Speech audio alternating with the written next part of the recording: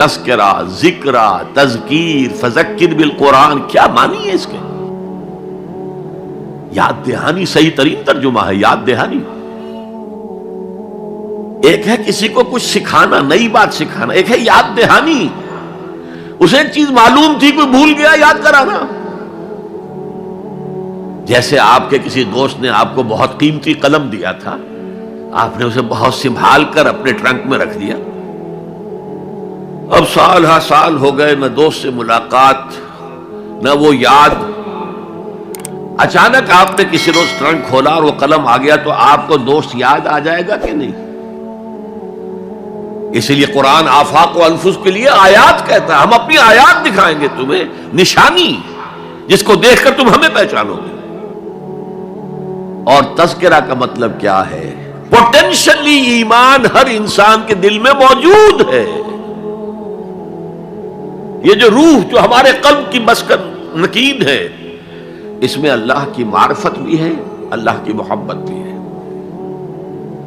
البتہ ذہول کے پردے پڑ گئے ہیں، بھول اور نسیان طاری ہو گیا ہے، ہم دنیا ہی کے اندر گم ہو کر رہ گئے ہیں، ہماری ساری دلچسپیاں دنیا سے ہیں، لہذا ہماری توجہ ہی نہیں ہے۔ ورنہ ہر انسان کے دل میں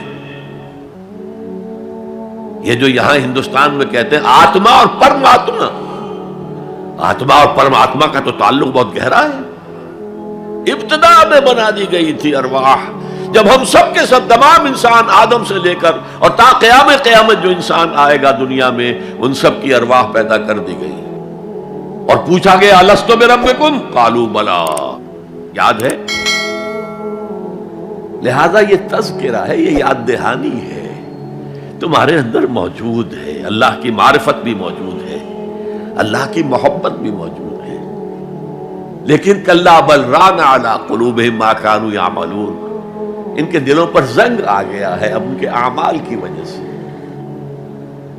شیشہ جو ہے وہ زنگ آلود ہو گیا۔ حضور نے فرمایا ان هذه القلوب لتصدع كما يصدع الحديد اذا اصابه الماء، ان دلوں پر بھی زنگ آ جاتا ہے جیسے کہ لوہے کے اوپر پانی پڑتا رہے تو اس کو زنگ آ جاتا ہے۔ پوچھا گیا فما جلاؤها یا رسول اللہ، اے اللہ کے رسول، ہماری تلواروں کو زنگ لگتا ہے، ہم پالش کرتے ہیں، سیکل کرتے ہیں، وہ پھر چمک اٹھتی ہیں، تو دل پر اگر زنگ آ جائے تو اس کا علاج کیا ہے؟ دو چیزیں فرمائی، کثرت و ذکر الموت